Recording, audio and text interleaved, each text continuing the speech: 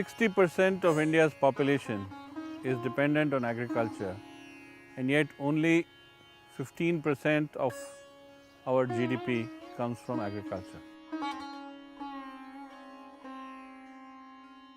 Obviously, that means that people who are working in agriculture will earn less, much less than the average, and many of them are poor small farmers. Take the case of Anokhe Lal, who lives deep in the heart of India in Madhya Pradesh with his wife, 3 children, ailing mother, 3 acres of land and about 20 livestock. Anokhe and his wife earn about 25,000 rupees in a year. Some of it comes from farming and some of it from Anokhe's other job working as a daily wage labourer 100 kilometers away from home. Anokhe Lal and 100 million households like his need to increase their incomes. For this, they have to make small investments like buying a pump set for irrigation or a buffalo for milk selling. As they have no savings of their own, one way is to give them small loans, or in other words, provide them with microcredit. इससे पहले मैं क्या है, एक पशु रखता था, उसका दूध दाद बेचने का कोई काम नहीं था, घर में खाने का काम ले लेता था, वो उससे क्या है।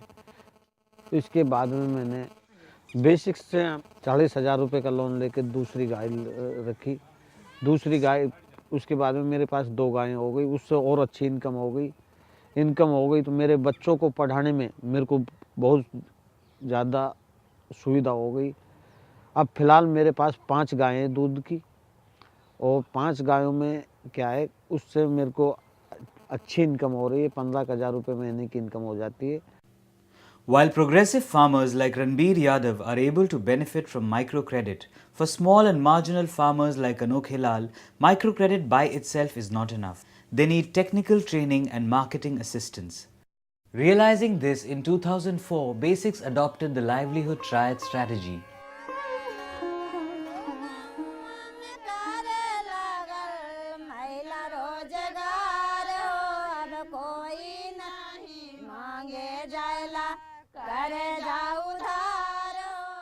पढ़े लिखे नहीं सर, तो हमें क्या मालूम बचत कैसा। हम रोज आते, रोज कमाते, रोज खाते थे, हमें पता ही नहीं चलता था कि बचत कैसे क्या करें।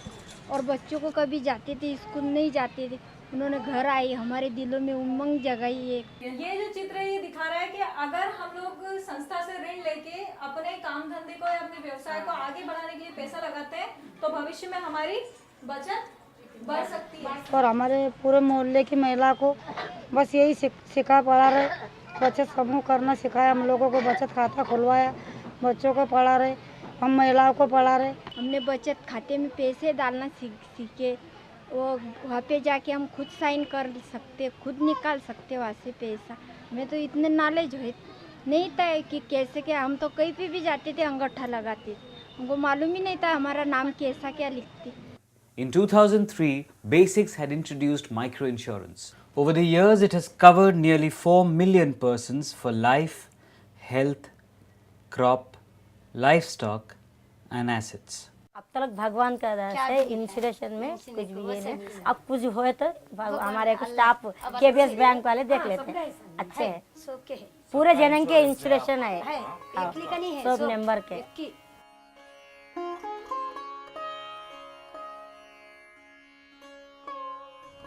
So the name of this company is Basics Sabke Transactions. The promise of this is to enable people to carry out micro transactions, completely authorized, written already in the core banking system, and with a paper receipt, all happening using mobile telephones for connectivity. So this is truly a high-tech solution, but brought to outlets like this, grocery stores, telephone booths and so on, where people anyway come for their day-to-day transactions. Microfinance in the old style way anyway didn't have any savings in India. So it's really adding micro savings, remittances and government payments, 3 important services to microcredit, and therefore making the whole model viable.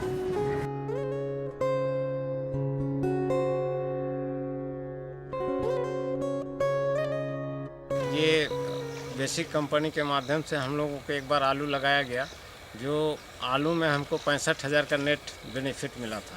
अब आलू का बीज घर में supply दिया गया, घर से माल उठा के ले गए, घर में चेक पहुंचा दिए। इस तरह का व्यवस्था हिंदुस्तान में कभी हमने सोचा भी नहीं था कि होगा। ये पहली बार हम लोगों को ऐसा मिला, और आने वाला भविष्य में अगर इस तरह का हम लोग को मिलते रहेगा तो हम समझते हैं किसान दिन दुनी रात चौगुनी जो है उसका बरकत होगा और आगे बढ़ेगा किसान। So the mission of Basic Krishi is to increase the income of farmers and to reduce its variability. हमारे गांव बाड़कों में पहले परंपरागत तरीके से खेती होती थी। बेसिक्स की टीम जब से आई तब से इन्होंने खेती के कुछ बदलाव और परिवर्तन किया। बेसिक्स की टीम ने जो जानकारी दी, इससे सभी लोगों ने मिट्टी का परीक्षण कराया, इससे पता चला जिंक की कमी है, जिंक डालो। इससे खाद में बचत हुई, कम बीज देकर अधिक उत्पादन देने से बीज में बचत हुई, और काफ़ी किसान लोगों को 20 से 25% तक अधिक उपज मिलने लगी। बेसिक्स कृषि डेयरी फार्मर्स के साथ भी काम करती है। उन लोगों के पास जिनके पास 1 या 2 गायें हैं, 2-4 भैंसें हैं, ताकि वो उन जानवरों से पूरी तरह अपनी आय बढ़ा सकें। इसके लिए हम उनको जो बीमारियों से बचने के लिए वैक्सीनेशन देते हैं। महीने में हमारा एक बार पैरा वेटनेरियन हर एक गांव में जाके जानवरों का हेल्थ चेकअप करता है। आर्टिफिशियल इंसेमिनेशन, कृत्रिम गर्भाधान का काम करता है। 57 million people in India today are either school dropouts or illiterate. Nearly 75 to 80 million jobs will be created in India over the next 5 years. But today, not many young people in rural India want to work in agriculture or animal husbandry. Today, they want to go to cities and get a job. बीएबल एक ऐसी संस्था है जो लोगों को skill training देती है अपने रिमोट ट्रेनिंग सेंटर्स के थ्रू। तो जितने भी ऐसे गांव देहात के इलाके हैं वहाँ पे बीएबल अपनी सेंटर्स लगाती है, और सेंटर्स के माध्यम से बच्चों को अलग अलग तरह की हाथ का कौशल या हाथ का हुनर जिसे कहते हैं उस तरह की ट्रेनिंग देती है। चाहे वो मोबाइल रिपेयर हो, चाहे वो रेफ्रिजरेशन और एयर कंडीशनिंग का कोर्स हो, चाहे वो मेसनरी का कोर्स हो। तो हार्ड स्किल जितनी भी ट्रेनिंग है वो सारी ट्रेनिंग्स हम अपने बच्चों को बीएबल ट्रेनिंग सेंटर के माध्यम से देते हैं।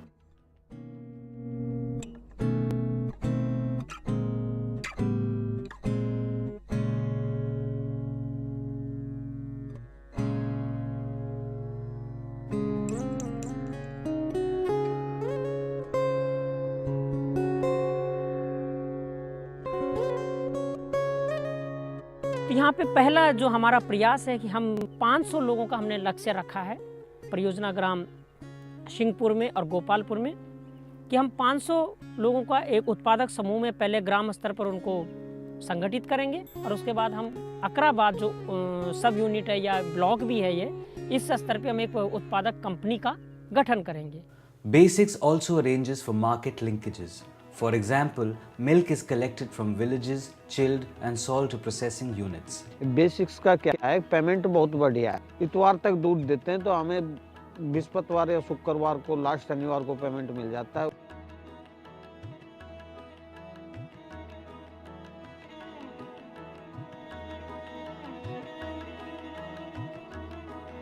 Basics works with government both at the policy level through membership in expert committees as well as at the operating level by providing advisory and distribution of government to citizen services through CSCs. Basics has also partnered with various state governments in a bid to change the very fabric of rural life. क्षेत्रकालय जब नगर में था तो हमें बहुत कठिनाई होगा, जाने के लिए साधन नहीं था, और जाने आने के लिए वो टाइम वक्त बहुत चले जाता था। और जो काम दिए जाते थे, जाति दाखला हो, उत्पन्न दाखला हो, रहवासी दाखला हो, डोमिशियल हो, ये ऐसे चीज़ों के लिए जो महत्वपूर्ण विद्यालय के लिए, इसके लिए ये चीज़ों का प्रॉब्लम बहुत आता था, और वारंवार समस्या आती थी कि भाई हमारे सही नहीं होती, ये नहीं होती। और ये उपक्रम जो महाराष्ट्र शासन ने अहमदनगर में और अच्छे अच्छे राज्यों में लगाया, ये उपक्रम से इतनी अच्छी लोगों नागरिक सुविधा हुई है कि लोगों के उत्पन्न दाखले, जाति दाखले, शैक्षणिक जो है तो उसमें इतनी अच्छाई हो गई है कि कोई कठिनाई नहीं आती है, और यह प्रकरण जल्दी से जल्दी होते हैं। ये जो ई सेवा केंद्र आपने देखा, इस तरह के बेसिक्स के पास देश में 4000 CSCs हैं। हर एक में दिन में कम से कम 10 लोग आते हैं, महीने में 250, और 4000 केंद्रों में एक महीने में 10 लाख लोग। This is a story of change. a change in the lives of 1 million Anokhilals across the country, whom Basics has helped increase their agricultural income, whose ailing mother now gets pension at home, whose children are now going to school, whose friends and neighbors are even now securing their futures with vocational training. This is a story of how we brought a smile on the faces of Anokhilal's children.